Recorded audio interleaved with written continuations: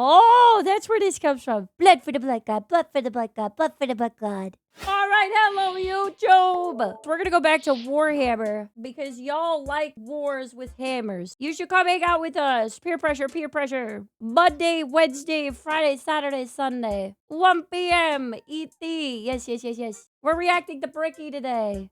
We're doing every single Warhammer 40k. Faction Explained Part 2. I'm gonna cook my brain in real time while I try to understand the lore and the wars with hammers. Hey all, this is part 2 in a 2-part series on the Warhammer races. If you haven't seen part 1 yet, we do the Imperium of Man. You can check that out in the description, and I would highly recommend you watch that to get context for this episode. If you already have, go ahead and keep on watching. So after I'm doing great, man. I went in order. Entire episode of Nothing But Humans, we can now talk about chaos, which involves humans again, but a little bit less. We also got demons and shit. I just felt someone Look at this guy. Look at him. He kind of looks like a dinosaur. grab my ass. What? Like hard, Nick. So, as I've mentioned many times before, we've discussed the warp, the immaterium, the hellish landscape, the purgatory dimension realm between the material realm of our existence. Now, in the warp, it's terrifying, horrible. There are demons everywhere. Things are crazy. All your minds and thoughts and emotions get projected there. It is both formless and empty. It is vast and tiny. It obeys the laws of time and physics while simultaneously does absolutely nothing of the sort. It is a hodgepodge and a culmination of just unknowable, eldritch, horrifying shit. And okay, so it's Twitter, but like a fantasy world of it. So it's actually kind of badass and not just, you know, disappointed. Got it. There are 4 gods that permeate in chaos and the warp. These are the 4 major chaos gods. And if we wish to learn about chaos, we need to learn about each and every single one of these chaos gods. First up, we have Khorne, and he is the easiest. Khorne is your classic Satan. It's Khorne. Oh, that's different. That's different. Sorry. He is all about anger, murder, fighting, blood, guts, death. You ever heard the term blood for the blood god, skulls for the skull throne? Oh, that's where this comes from. Blood for the blood god, blood for the blood god, blood for the blood god. That's Khorne. The whole idea is that he is all about the fury and strength of battle. He doesn't care where blood comes from so long as blood is flowing. He wants to fight and murder and carnage and slaughter and death, death, death, death, death. That is Khorne. Very simple to understand. Next up, you have I get it. He's very hungry for the, yes. Milk for the cornflakes. Milk for the cornflakes. Bro, that's a good one. Somebody should put that on a t-shirt. Tzeentch, and Tzeentch is the god of change. I would not have guessed that is how you pronounce that name. I would have been like, Tzeentch.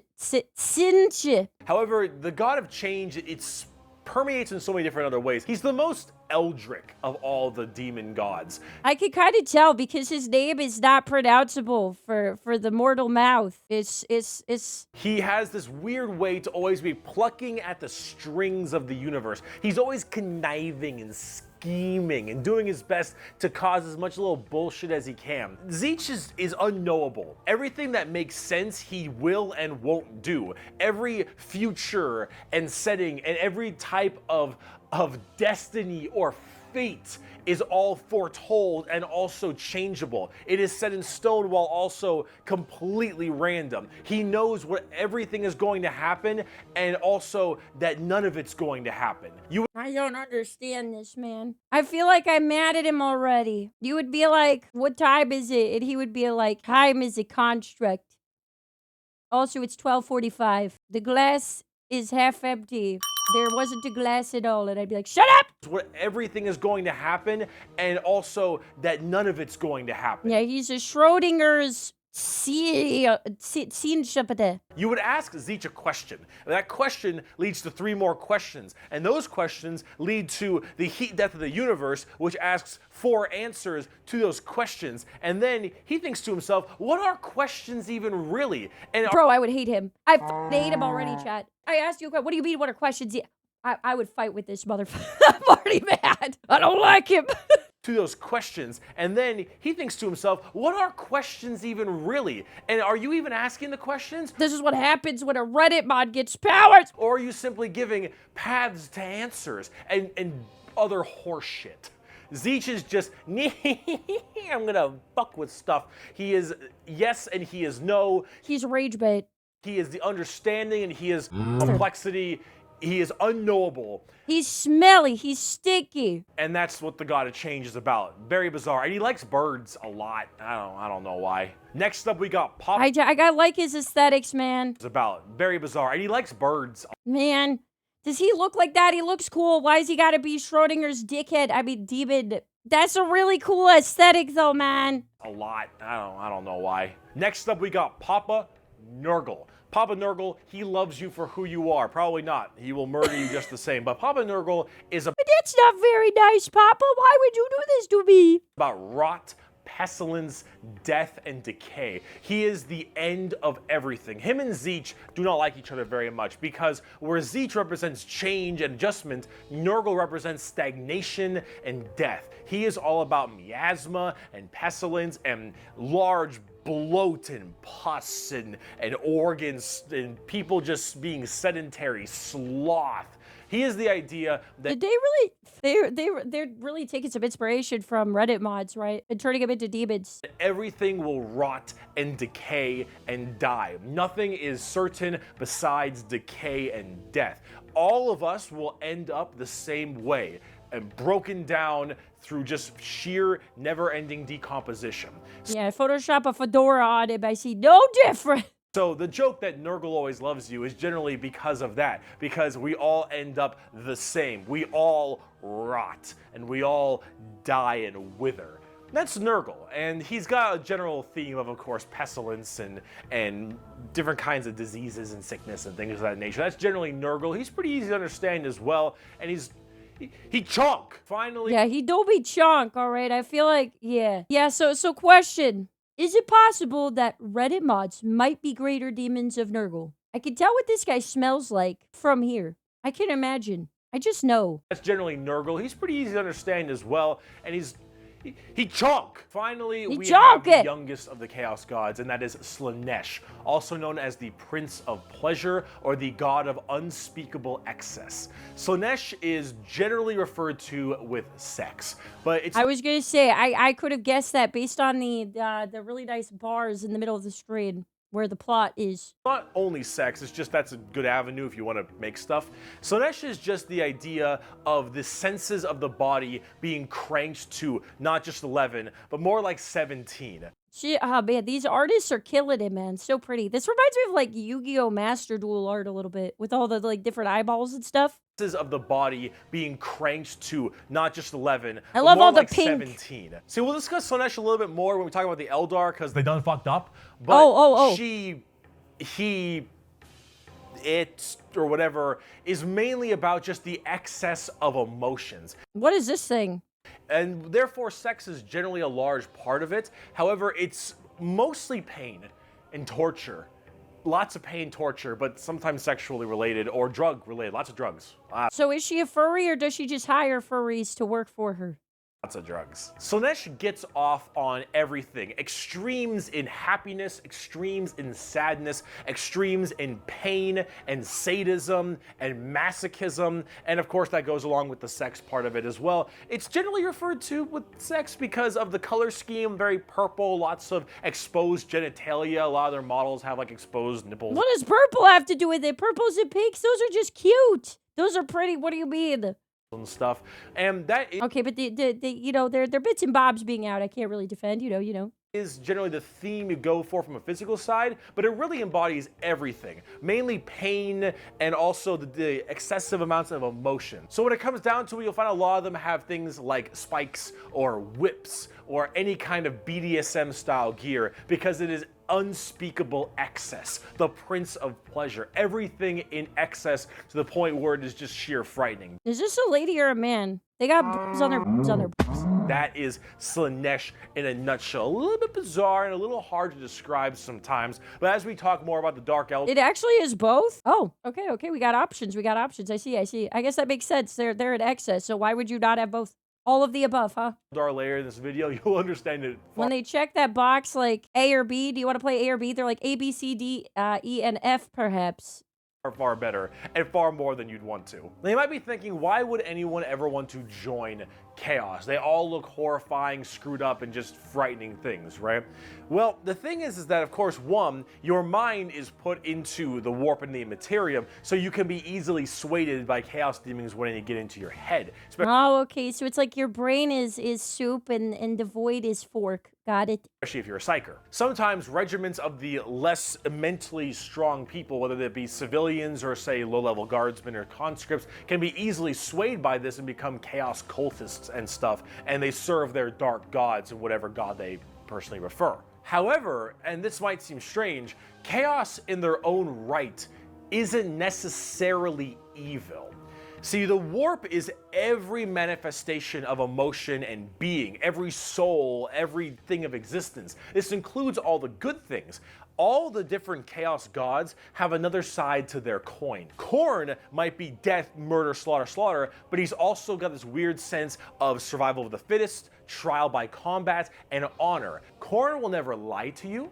Khorne will never stab you in the back. Khorne isn't about conniving and scheming. Khorne is about straight up mano-y-mano, you versus me, get in the ring, we're gonna murder each other hard right now. I don't know. I'm starting to like him, guys. I'm starting to think he isn't so bad. He makes more sense than most people I socialize with. Now, it may not be a good thing at the end of the day, but it is that other side of the coin. Him and Tzeentch generally don't get along because Tzeentch is that conniving schemer, but he's also about the idea of hope. Where there is change for your predicament. There is change for your problem. The hope of the galaxy, the ability to bend the world to your will, the idea that your fate is not set in stone, but in reality that you control your own destiny and can control it whenever you want, the changer of ways.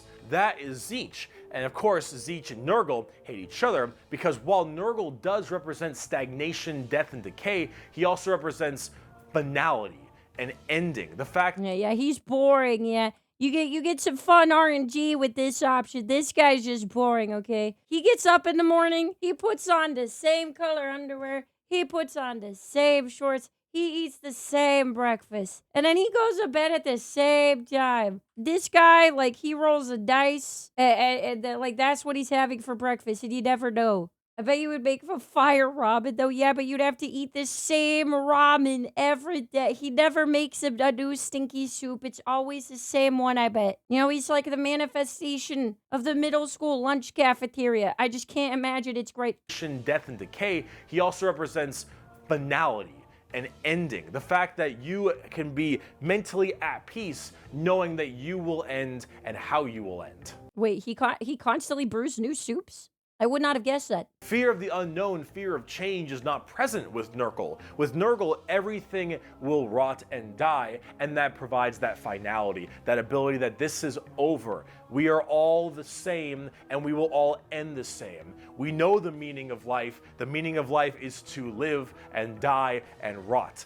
And with that, it brings peace of mind. Slaanesh is a lot more simple. While they are the excess of emotion, they are also the representation of emotion. Slaanesh embodies happiness. I'm about to upset you guys. I thought of something. I'm sorry. This guy embodies death. Would you guys say he embodies life too, or only death? Just wondering real quick. Just a quick question. He is life and death. Hear me out then. With your reasoning, chat. Live, laugh, love. Checkmate. Khorne, he's gonna have to go somewhere else, all right? Khorne gets left out here. Khorne, all right, we can make a revision, all right? Just for you guys, it would be live, laugh, love, and for Khorne, to make sure he's not left out, lacerations! Slaanesh embodies happiness. Slaanesh embodies excitement and joy and pleasure, not only in the sense of the physical, you know, bam style of pleasure, but also everything else like food and drink and air on your cheek and sunlight, the feeling, emotion and feeling, all of Oh, that feel good. that is also represented with Slaanesh. So you have to ask, why are they always represented as super evil skulls and spikes on everything and want to murder everybody? I don't really got an answer for you on that one. My assumption is that because mentally, humans may think worse thoughts, even if we don't act on them, and therefore they're projected in the warp more. That one's a little bit weird. I don't know. This is me spitballing right now, but I don't know, you need a super bad guy. You already got the Imperium of Man. You need somebody to be a little bit worse than them. So you need to spice things up a little bit, you know? You're gonna get desensitized. You got all those balls and chains, you know, it's gonna get boring eventually. You're gonna have to amp it up at some point, you know? oh, you got demons. Honestly, who cares? I just want to buy like a bird magician. Look at him. So cool. Ah, that's so cool looking. Cool. So combining all this together on the tabletop, Chaos Demons are generally very melee based. They run in, go really hard. You have lots of summoning and conjuring, tons of spells. Generally a little bit frail, but they have special saves to make them a little bit stronger. You've got giant demons and smaller demons. You got hordes of little boys and tons Nice censorship. of big guys. Demons are as they seem. Demons. Nurgle is slow. Khorne is super scary in melee. You've got Zeech, who are far more into This is scary. What am I looking at? It's like walking nutsacks with too many arms. Psychers and spellcasting, and then Slanesh, who is all melee, really fast, but squishy, but in lots of hordes of tons She's got some really weird noodle-shaped dudes. of melee and pain damage, of course. So overall, the demons are a huge part of 40k and a massive threat to almost every single faction with the exception of a couple. However, the big part about demons is also transferred into the other 9 Primarchs we didn't talk about, which are the Chaos Space Marines. Whoa. So Horus The SpongeBob sound. I wasn't ready. and all of his boys, all of them in the Primarchs, they have all also become Chaos Boys, and they all have their own special Chaos Legions, specializing in so many different things, just like the Adeptus Astartes, the Oh, so this is like magical girls, but the evil kind, right? This is like the Madoka Magica arc. Got it. Angels of Death, the regular Space Marines. Chaos Space Marines aren't a whole lot different than the regular Space Marines. They have the same armor, generally the same training and toughness. They just specialize in different kinds of things. And also a lot of the Primarchs have ascended into greater is it greater demons?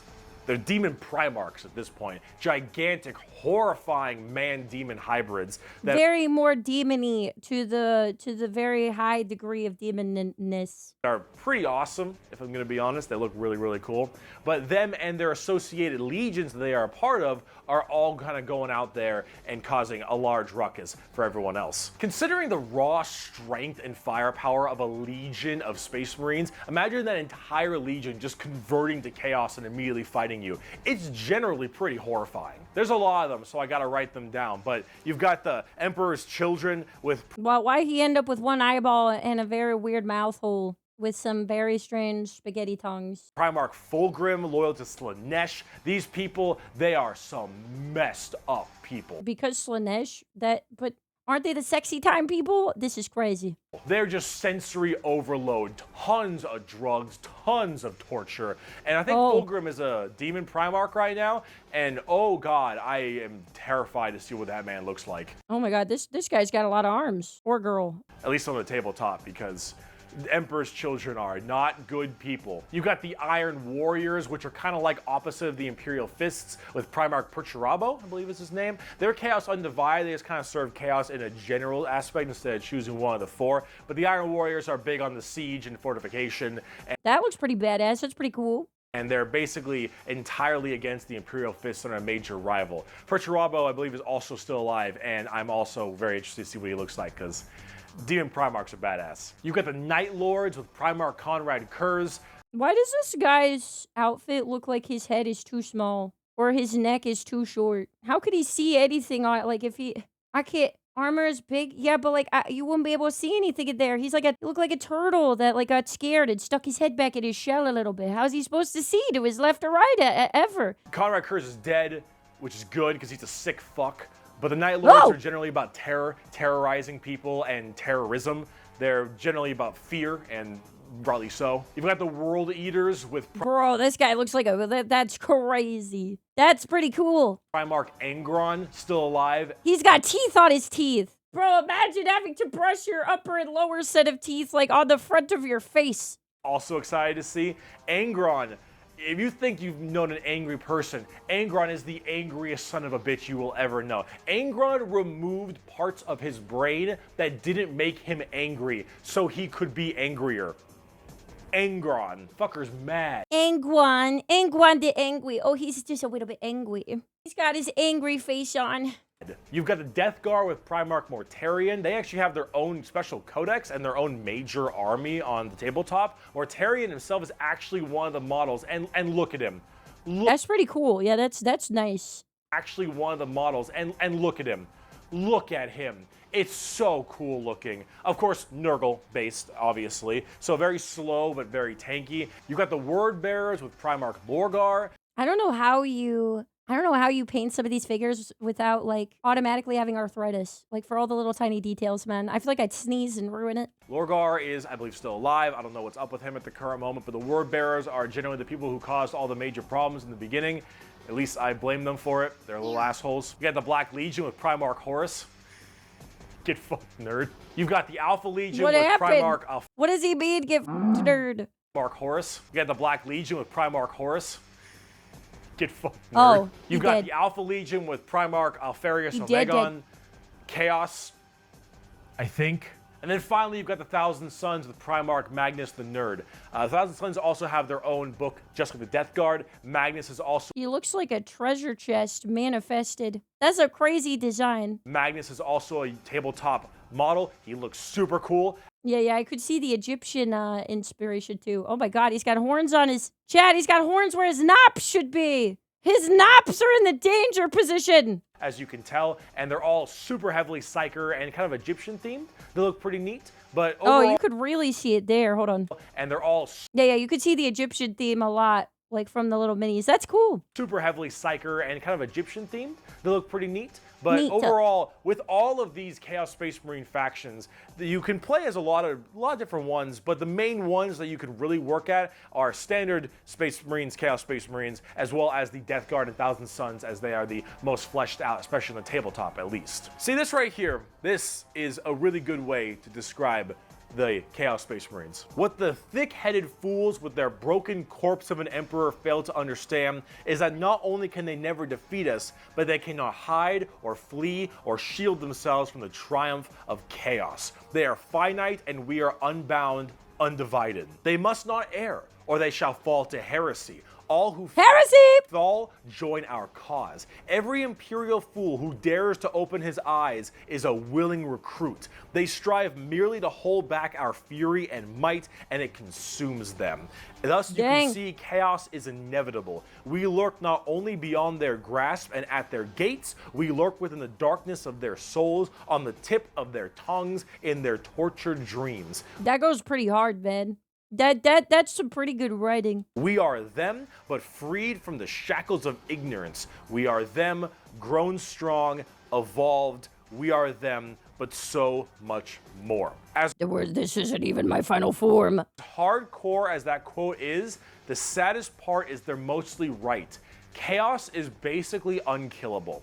You could probably get rid of Space Marines, a decent amount, the Chaos Space Marines that is, but every soul that dies goes to the warp. Every Chaos soul will end up back in the warp. And depending on how hard you killed them, they will come back at some point. Every demon you banish will return at some point. Chaos is unstoppable. Oh yeah, so that makes more sense why we need Hag Skeletal DPS Daddy is needed, because otherwise you can't, get from one end to the other. The warp is unending. Mailbog Witch. And while maybe there is at some point some way to stop them somehow, the resources to do so, the requirements to do so, are so far beyond the reaches of man and the other races at the current moment that really it's just an unstoppable force that just keeps on coming and is just barely being slowed. Chaos is by far the biggest threat. They are without number, their legions are everywhere, and yeah, they're pretty scary. He's got the color of mint. He looks minty and filled with sin. So, I promise, we're done with humans now. Let's talk about some Xenos. What the f*** are these nerds? They look so silly. Oh, these are the elves, right? So let's talk about the Eldar, or also known as the Eldari, which are a super hyper-specialized and very technologically advanced race of, well, elf people. They were, as well, responsible for the creation of Slaanesh, the newest demon god. How'd they do that? Yeah, what the hell are they doing? Debauchery on a world-ending scale. So back in the day, it was just Well, why did they do that? Khorne, Tzeentch, and Nurgle. And the Why did they Eldar are decide that? very, very ancient, millions of years. These Eldar, however, have a bit of a sensory problem. You know, every kind of pain or feeling that you have is a little bit amplified compared to the normal. However, with Eldar, as their race advanced so excessively, and they became so self-reliant, and everything became so easy, there was no requirement for food production anymore. There was no shortages. Everything was basically done. Everyone was so comfortable, and that comfort breeded this weird sedation, and that sedation breeded the requirement for more and more debauchery. Debauchery! Debauchery! Oh my God. When everything you have can be so easily acquired, you will end up down this road of pure debauchery. It reminds me of, speaking of SpongeBob, like the episode where fucking Squidward goes to like the perfect place that are, you know, all other people that are just like him, and he has access to everything he wants every day. And he says this place is paradise, or perhaps too much paradise. And then he gets bored and like starts having like manic happiness over laughing at a leaf blower. That was his debauchery. All of the senses the Eldar had that were so powerful, things like feeling, happiness, sadness, and just evil and good, all needed to be satisfied and satiated. And the desire to satiate these senses grew more and more with worse and worse debauchery. It started off with things like sex and drugs becoming so much more rampant because these are the first things you generally turn to when requirements for living are so easily accessible. It would get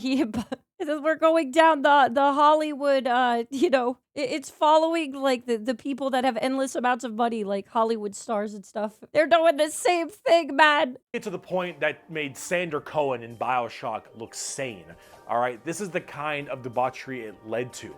It was constantly. All right, random thing in the comments if you made it this far. One, make sure to like and subscribe, but also comment below. Would you guys ever like to see me play BioShock? I don't know if it's I know I would be far too late to the trend, but I never get to play it, and it's always referenced all the time. Ooh, chat on stream is saying yes. Satisfying and satiating these sexual and sadistic or masochistic fantasies that only elevated and elevated, and this was species-wide. People started going down darker, more depraved, and more violent paths as time went on. However, some people didn't. So they were becoming desensitized, so they just kept doing worse and worse. Huh? As long as you don't know the plot, guys, don't spoil it for me. I've never played it, so do not spoil it for me. Thanks. Entirely take to that. Some of the Eldar were looking at this depraved species that they had become and said, no thanks for me, dog, I'm good. And they bailed. These are the CRAFTWORLD Eldar.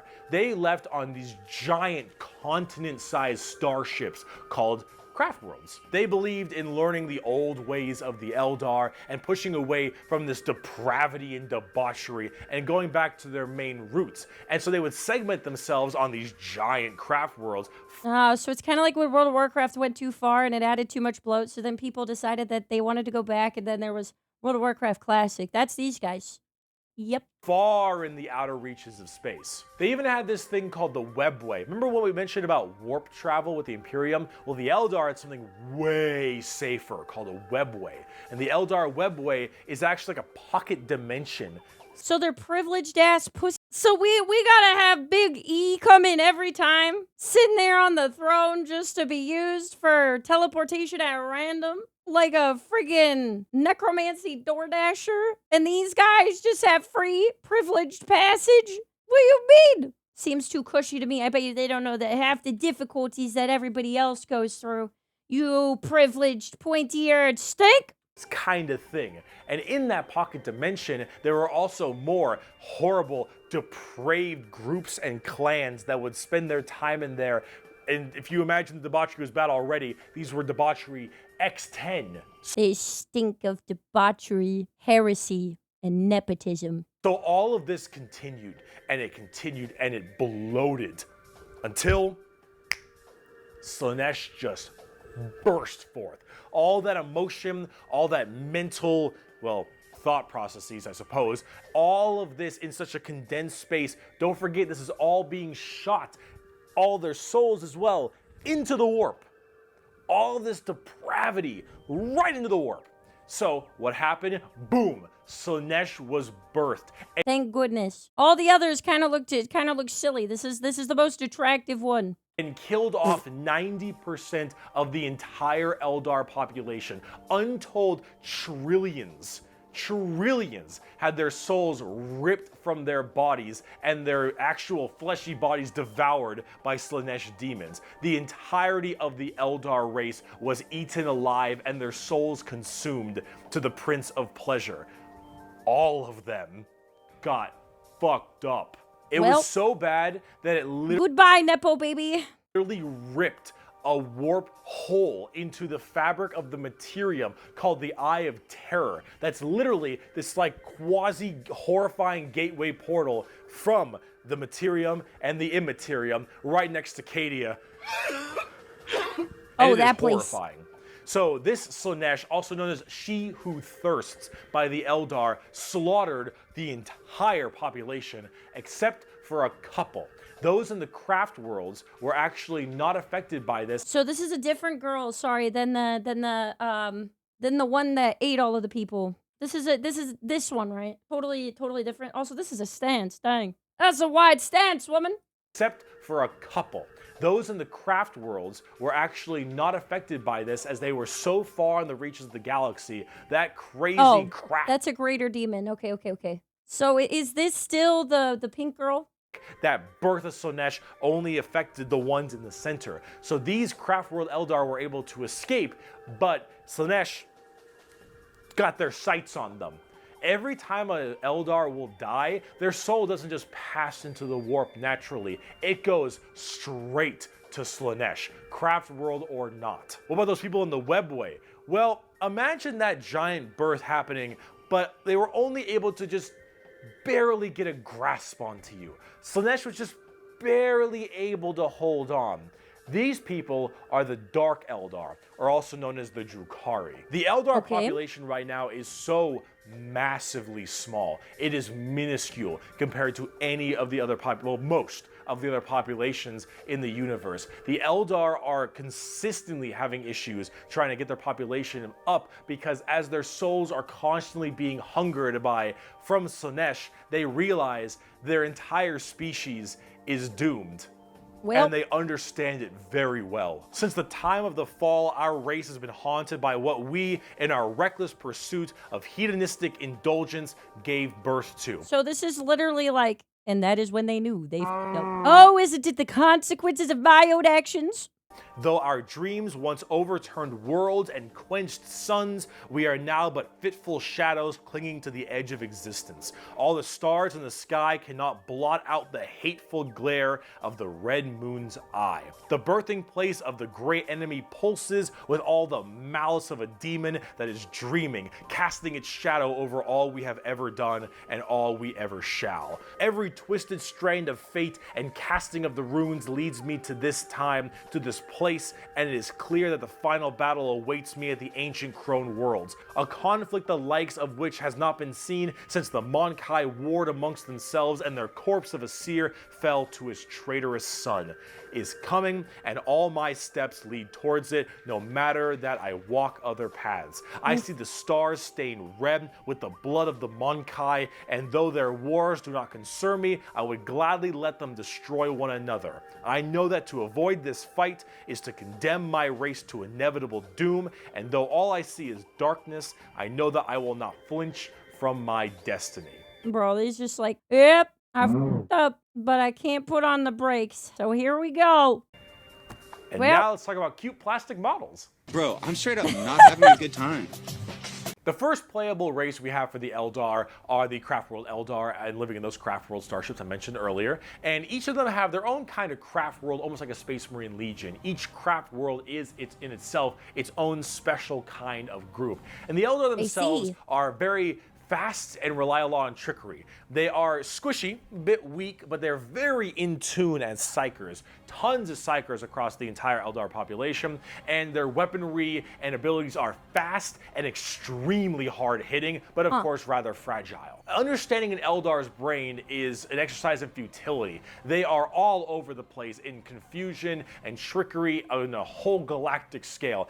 These guys look so goofy. I'm sorry to those that are Eldar fans. These guys look so goofy. What is with these pointed eggheads? Fight weird, they think weirder, and Eldar in their own right goofy really rely on this to keep their species alive. They need to think about deception and the strangeness of what they do if they truly want to not be immediately murdered and slaughtered wholesale thanks to their entirely small population. However, I must say that it seems like their population is getting slightly better. These craft worlds hold millions upon millions of people. And as they continually, reproduce and have their craft worlds expand, losing a few people in battle, while hurts a lot, they aren't really losing what's extremely precious to them. It's not like every single death means the death of their species. It seems like they're kind of on the upturn a little bit. They're still a doomed race being sucked into Slaanesh every time someone dies, but they are definitely doing a little bit better than they were before. Eldar are fast, cunning, and what they...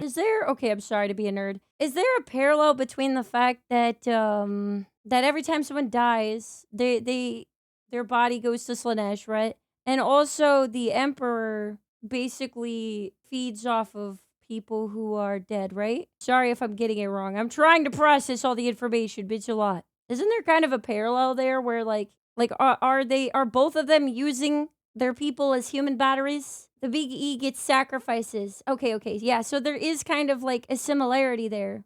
They don't make up for in tankiness, they make up for an extremely advanced weaponry. They also call humans Monkai, which is something I mentioned earlier.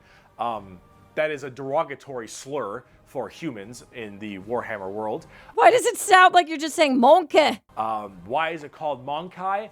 Well, it's because you can't, in your game, call people monkeys. So we had to call them something like monkey, but fantasy version? I'm gonna call people Dumbasai. That's my way of calling you a dumbass. On the tabletop, exactly what I said. Not very tanky, generally pretty squishy, hit like trucks, and move at Mach 5. Fast, hit hard, die fast. Exactly how it sounds. They've been good for a very long time, too. We bring only death and leave only carry-on. It is a message even a human can understand. Well, Eldar. So, Drukhari. Let's talk about the Dark Eldar. She looks like Katarina from League. On today's episode of How Fucked Up Is Fucked Up. That's fucked up. So those people I mentioned in the Webway, in the super deranged cults and the depraved people of the Eldar, in the Webway, they didn't quite get a hold onto them. Slaanesh has them, but it has them on by the pinky finger.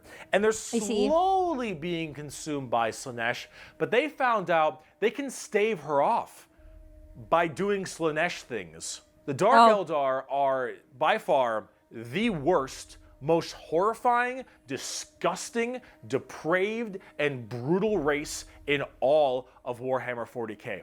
These are entirely a group of people whose full purpose to save their species from extinction, to go into planets, raid them, and take as many slaves as they possibly can to torture them for 1, 5, 10, 20, a million years. Because that torture will keep them from dying. They look very BDSM style too. They definitely have a lot more spiky bits and they have a lot more of that kind of leathery black look to them. Wait. He said that it's kind of like the difference between them and the elves is that Slaanesh has a little bit of mixture with them from tickling their balls, right? There's a little bit of Slaanesh in these guys. They're all the same race. Yeah, but these ones are a little different because it seems like they're influenced by them, right? That was the whole point. That's why they look different. Slaanesh managed to grab their souls by the pickle, yes. She's learning. I'm trying. I'm sorry if I'm not doing great at it, but I'm trying. But example, let's say you are an upstanding Imperial citizen, living life on a regular planet. You get invaded by the Necrons. The Necrons will shoot you with a deatomizer, and you will be destroyed in a millisecond, and that's it.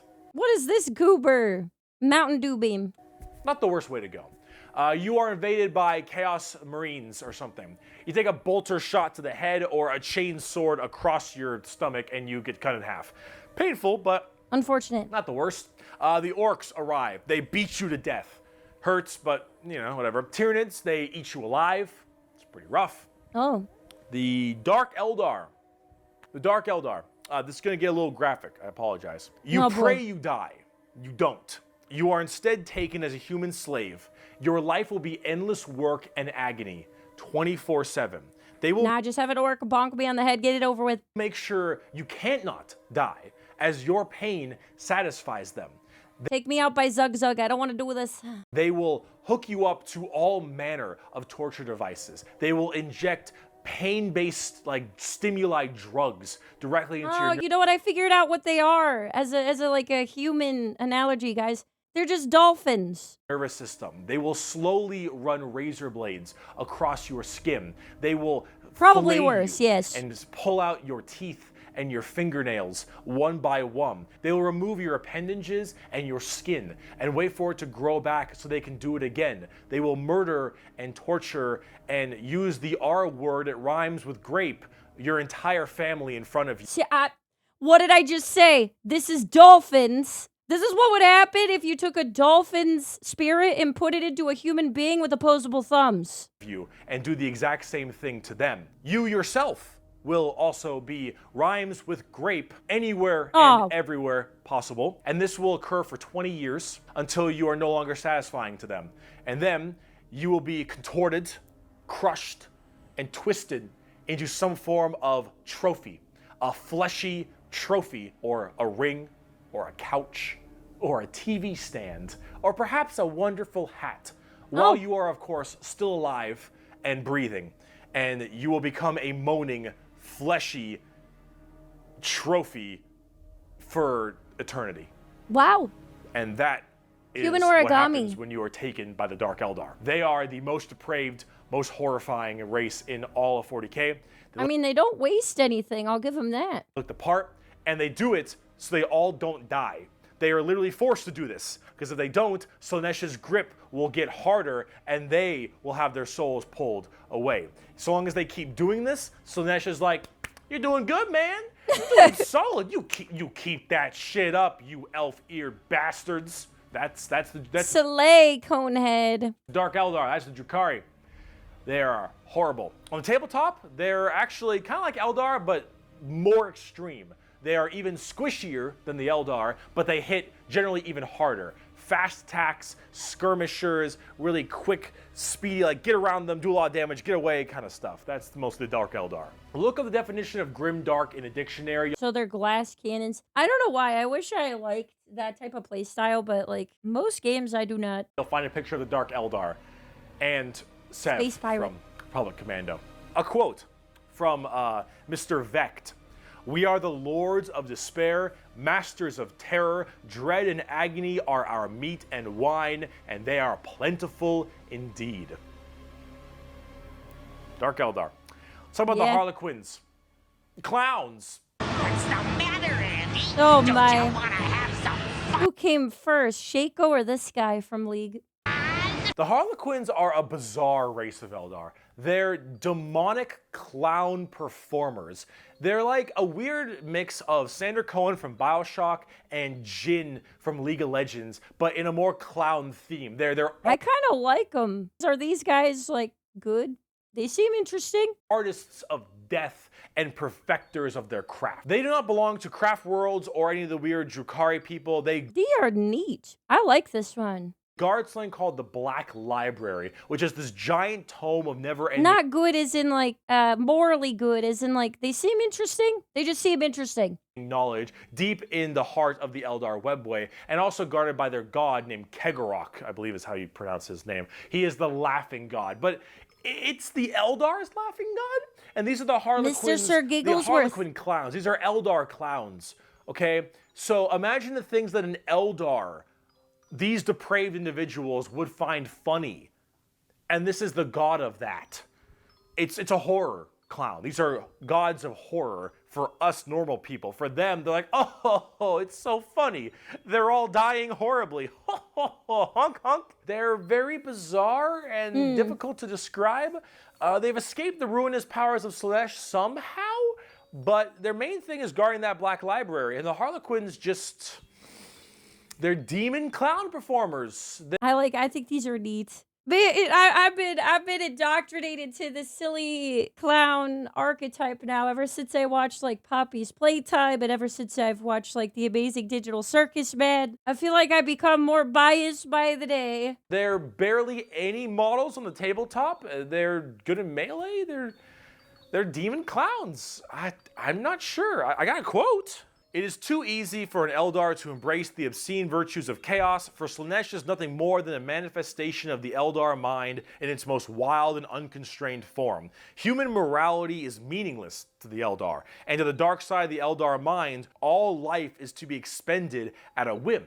Cruelty and generosity are but the impulse of a moment. Beauty and sensuality are virtues that can be expressed in bloodshed just as easily as in song. To an unfettered Eldar mind, there is neither sanity nor madness, but merely a wave of perfect existence fulfilled by its own savage momentum. They're very strange. Harlequins, Drukhari, Eldar, they are an anomaly that make humans seem completely easy to understand in comparison. These guys seem like they're trying to go for like the edgelord bard almost in a way, right? Or like wild magic in D&D. They range from rekindling their civilization to horrifying murder and also clowns. They're all over the place, but honestly, they represent quite well and are rather interesting, especially with the whole Slaanesh murdering everyone bit. So, yeah, Eldar. Now, bugs. That's something. Mom, they following me, Mom. They following me. The bugs. The bugs! The Tyranids. The wild magics were orc-like. Yeah, sorry. The comparison might have been weak. It's just what I was trying to say is they seem like a random card. Like the clown swords seem like they were supposed to be like unpredictable or like slightly more artsy. Right? That was what I meant. Just interesting. Now, you want to talk something a little more fun, a little more simple than all this crazy Eldar shenanigans? Let's talk the Tyranids. They're bugs. Do they look like Zerg? Hell yeah, they look like Zerg. You want to know why they look like Zerg? Because they were actually supposed to be what Zerg were. Oh, okay, interesting. Did not know that. Learn something new every day. Apparently StarCraft was supposed to be a 40k game in the Really? beginning, hence why they look so much like Eldar, Zerg, and the Imperium of Man. I've mentioned this before, chat, but the first game I ever saw played was in fact StarCraft because my dad played. I would sit on his lap as like a 3-year-old, like 3 to 5-year-old, and I would just hear, "Not enough minerals." And that's what I remember. Not a whole lot. Like, kind of Space Marine-y, those Marines, huh? Wow. They look a little bit Space Marine-y to me. Maybe. I don't know. You really fucked up on that one, Games Workshop, didn't ya? Tyranids are a giant infestation of unfathomable proportions. He looks like very exotic. He looks like he's made of bacon. Insect made of beef jerky. Maybe I'm a little hungry. Maybe that's what it is. These are giant, extremely bacons. bio-advanced hive mind organisms that are basically all about absorbing as much biomass as they possibly can. Is this edible? I feel like we could dip it in like lobster sauce, you know? I feel like they might be like a sea fish. Don't eat a Tyranid? I mean, with the right sauce. To evolve and mutate, to be extremely potent and powerful, and kill and eat anything in their path. They are probably the least evil. Look, he's got a claw on him, man. Faction in all of 40k because all they want to do is eat shit. They want to nom nom the entire galaxy. Bro, that's weird. So they want to nom nom things, and my first thought was you look like a possible nom nom to me. Angry and we food. Also, this Tyranid hive mind has a presence in the warp. In fact, Tyranids in their own right have a massive presence in the warp. They have a thing called the shadow in the warp specifically, where when they are coming in to invade a planet, they have this weird ability to kind of cut off the warp on all the psychers on that planet. And how do you get help across the stars? Well, you need the warp because you need that for interstellar travel. So with people unable to call for help from the Tyranids, these are just easy pickings. And an entire giant Tyranid hive fleet comes out of orbit and just will massacre, absorbing all that biomass and turning them and all of their other Tyranids into even more advanced monsters. They come in so many varieties too, all based on what is important. Tiny little ripper swarms for scouting and having little dudes eat people up, to so many the bugs. Hormigons, Termagons, so many bugs. Genestealers, all the way to the Hive Guard and the Exocrines and the Swarm Lord to kill it with fire. Put it as a side dish with Red Lobster biscuits. What if I am nom nom nom? Hive Tyrants and their giant battle fleets, and even something as crazy as the Hierophant Bio-Titan. The Tyranids come in all forms and sizes depending on what they require. They are extremely good at anti-biological weaponry. There is no way you can plague them or blight them. They have extremely strong armor, carapaces and such.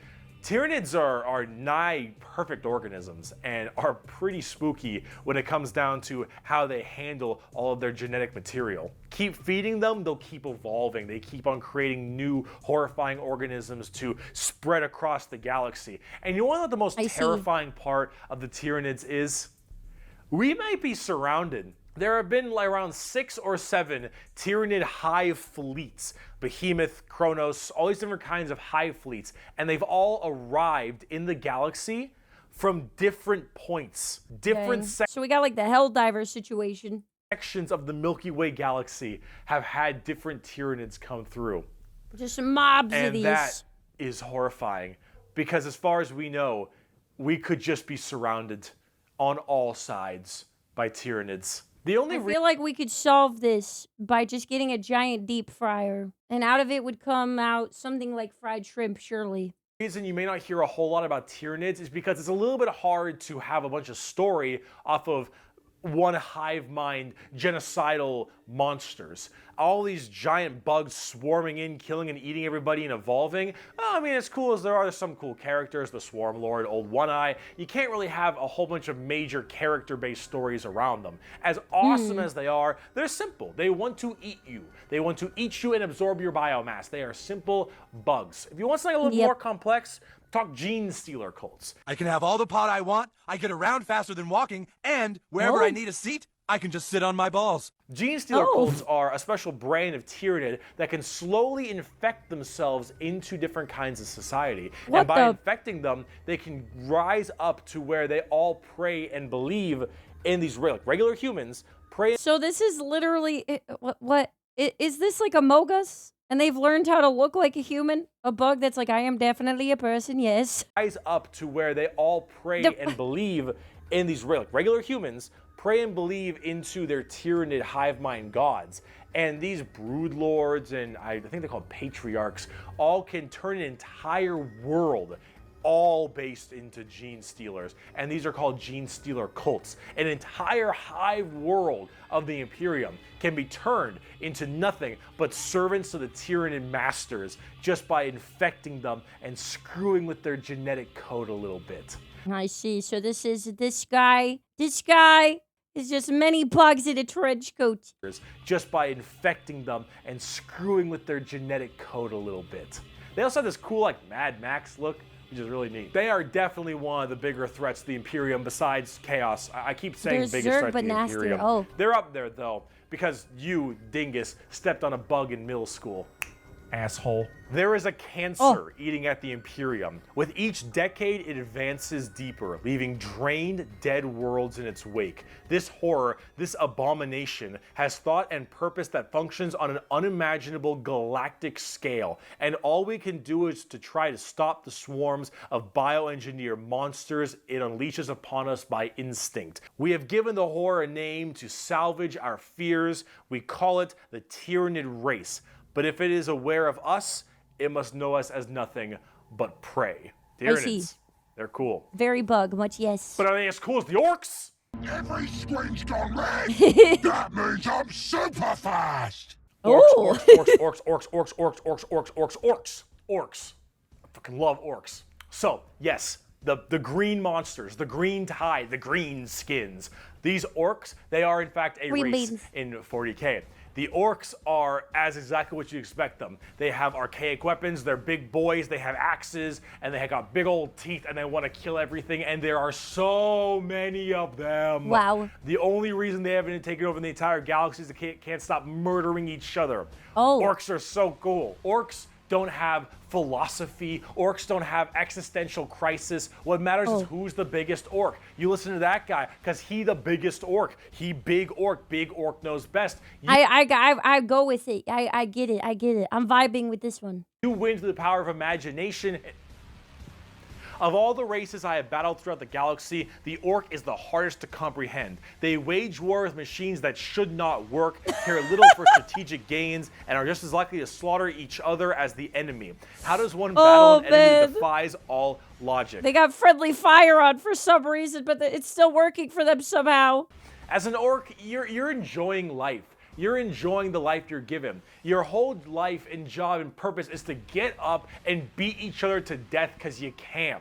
The biggest orc is the man who understands everything. He is the boss. And orcs have this really weird, like, big, dumb, stereotype British accent, which is just hilarious to me. Whoa. Those are orcs. You fight. I like you big to dumb. Fight. Your whole purpose is to fight. You wage war because you want to wage war. You got your boss over there, and you better listen to the boss, because if you don't listen to the boss will squish you and make This makes lots of sense to me. I'm picking up what he's putting down. an example for the other orcs, and then you can't fight because orc dead. And orc dead can't fight because the orc dead. Orcs, they scrap together machines out of parts that don't make any sense, and because they believe, they have the mental imagination that that machine will run, it'll run. If that machine's out of gas, you're driving that machine with your fellow orcs, and the biggest orc is behind the wheel, and you run out of gas, some orc behind you is like, oh, Zog, we're out of gas. And the big orc is like, no, we're not. I filled the fucking gas tank up earlier. And all the other orcs are like, oh yeah, you did do that. And then you turn the fucking mech back on, and it works again. Does it have gas? Probably not, but it works. Not with that attitude, it doesn't. Yeah, you better change your mental. You better get it together. You better start believing. The power of imagination. They paint things red because it makes them think they goes faster. They paint things purple because it's the sneakiest color. You want to know why? You ever seen a purple orc? Didn't fucking think so. Oh, he's got a point. And they say these guys aren't smart. Orcs are also like ancient as hell. They're back in the Eldari time frame. But back then they were called Orks, and they were much larger and scarier and far more intelligent. Now they're just orcs, and they're big, dumb, and they smack things. But they're pretty spooky. They're not very well armored, but they hit really hard, and it's called the It hit very hard. Oh my god. Zug. Green Tide because there are so many orcs. There are about as many orcs as there are Tyranids. Maybe more. Who knows? But they keep on, murdering each other, so it's not too bad of an issue. Orcs are entirely comic relief. Job's done.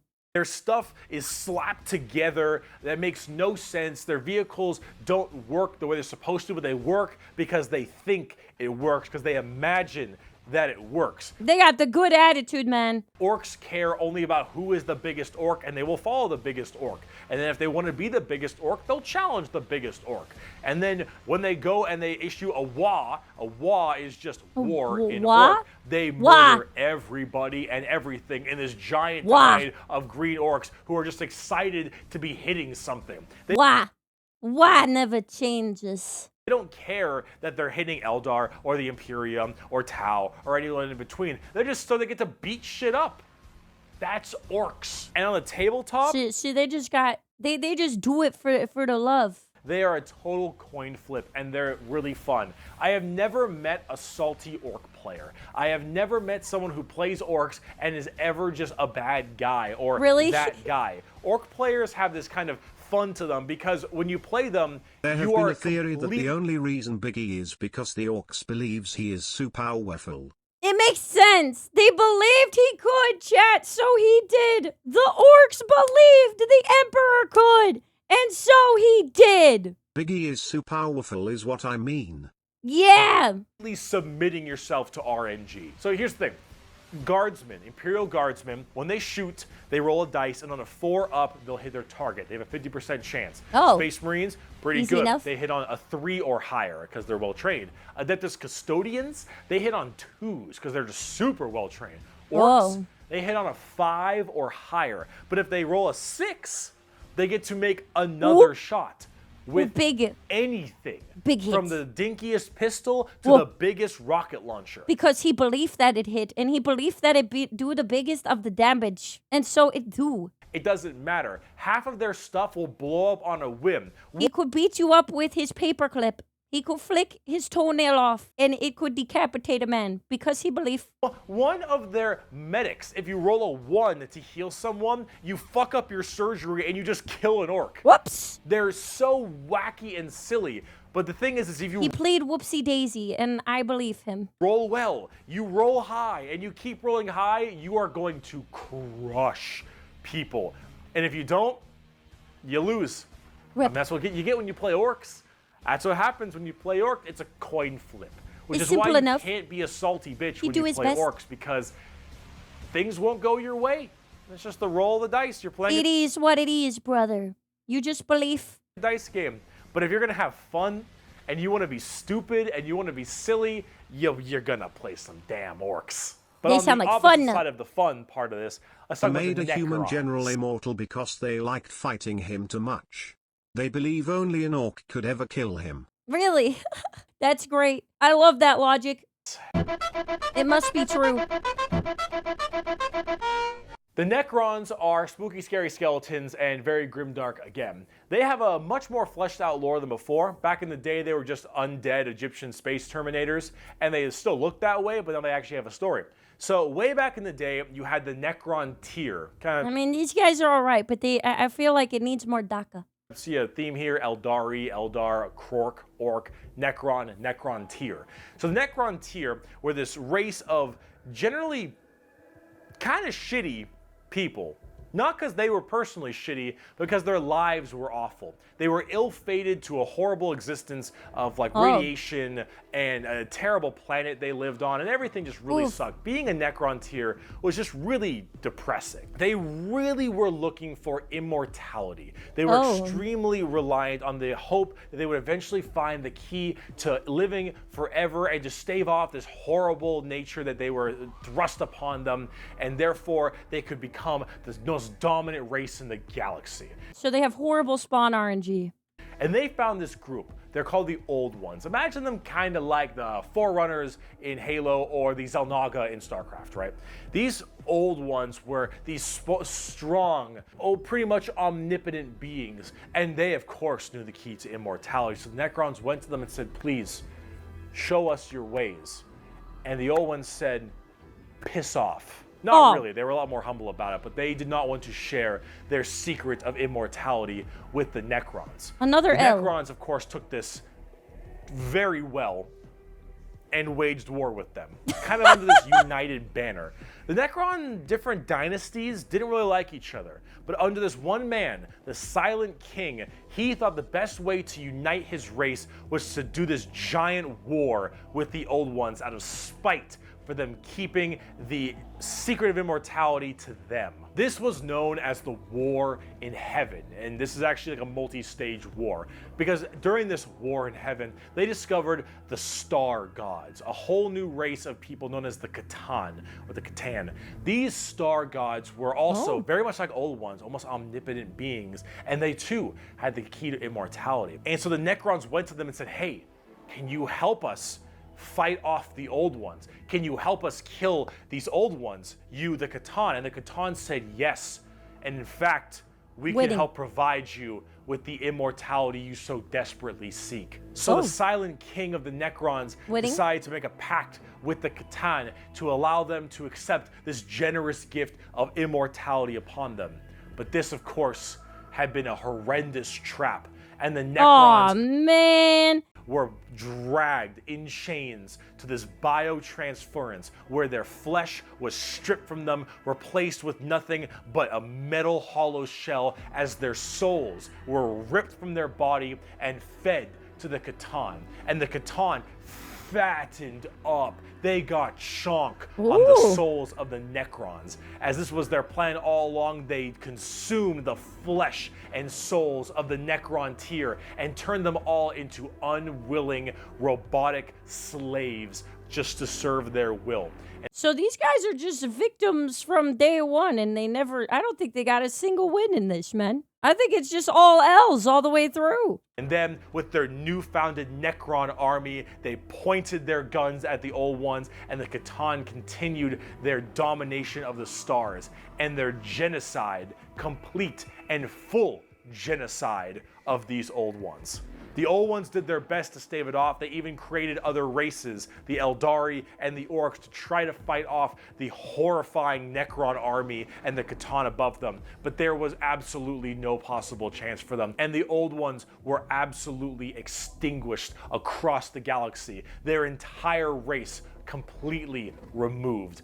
Man, what the hell? Yeah, they just wanted to live and the frog said no. What the Full-on 100% genocide. However, during all this, the Catan, so just infatuated with their victory, started fighting each other for fun, for sport, and for small differences, doesn't matter. The Catan, with these overpowered people, they're going to eventually hit each other at some point.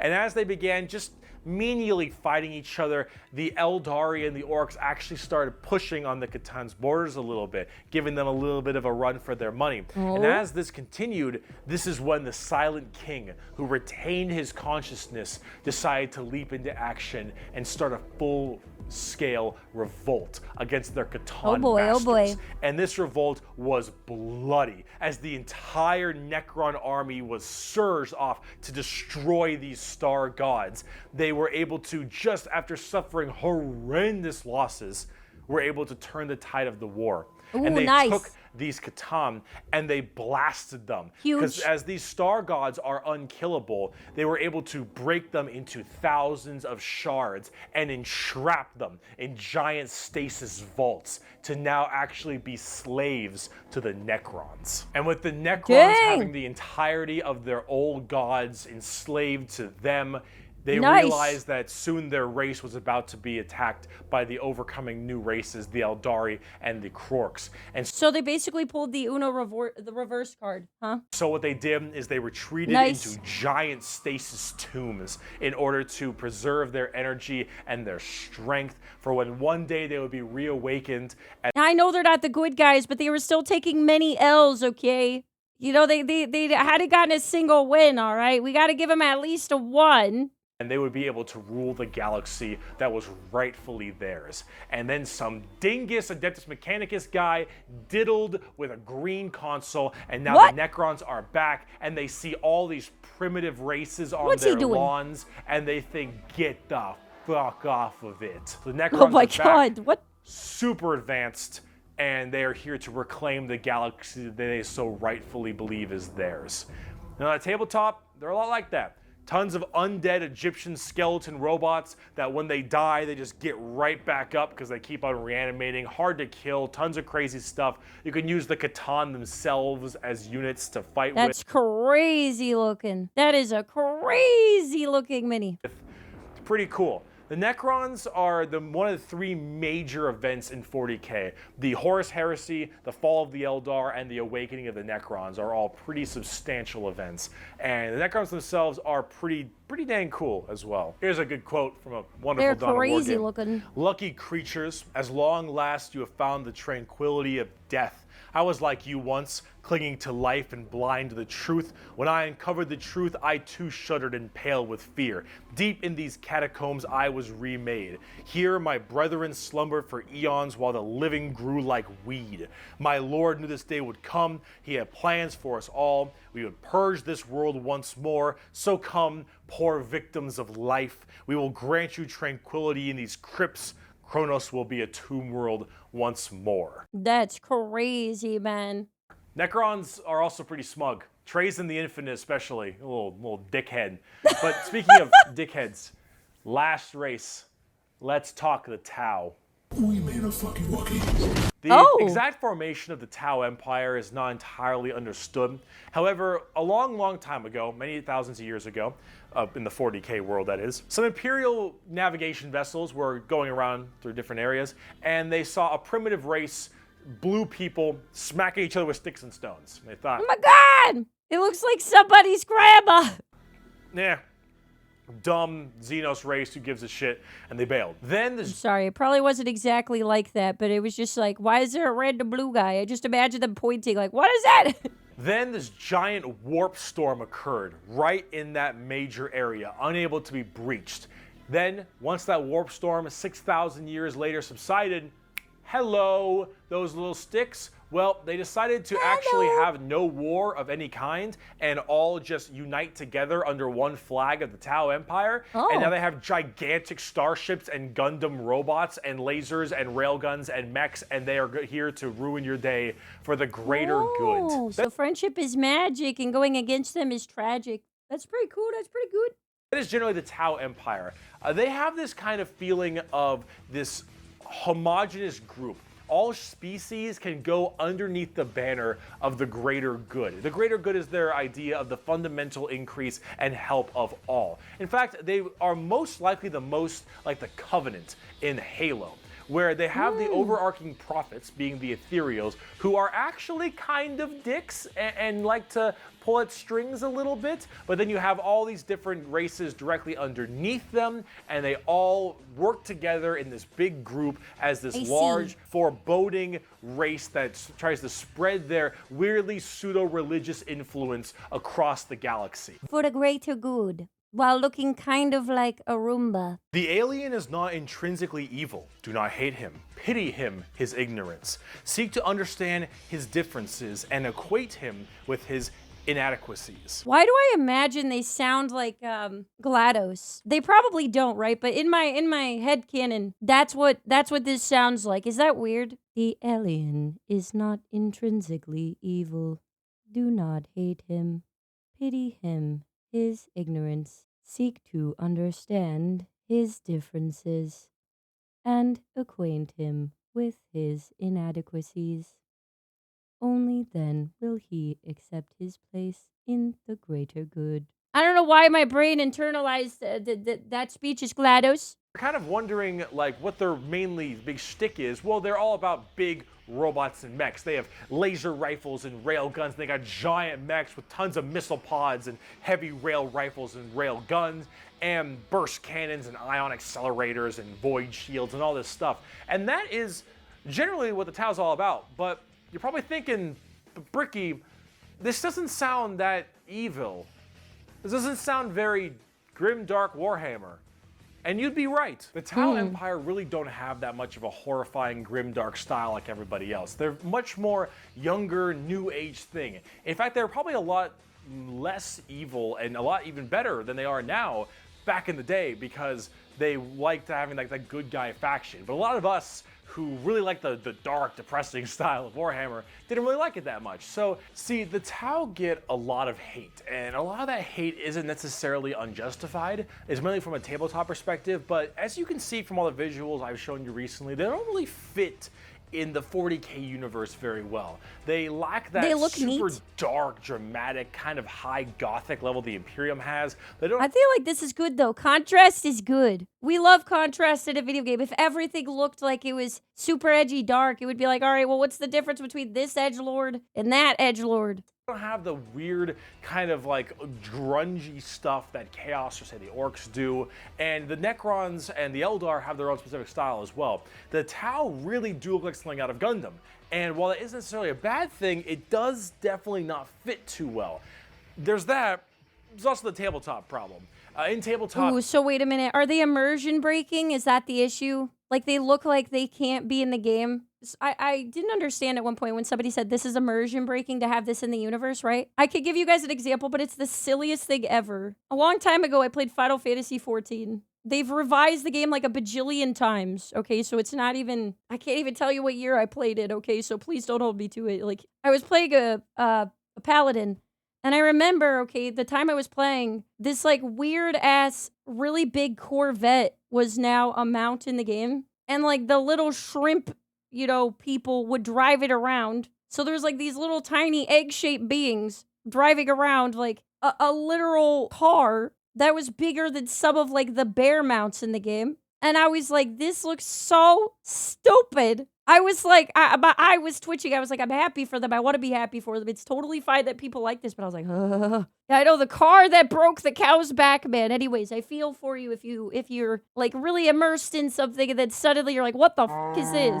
Tau are horrible at melee combat, but exceptionally good at range combat. So they blast everyone from really, really far away, and they have a million rules to make it so that it's nearly impossible for you to get into melee combat. So it basically just forces you to bottleneck the game into one specific gameplay style, which is gun to gun. And if you're doing gun to gun, they're gonna win every time because they're the Tau, and the Tau are really damn good at shooting.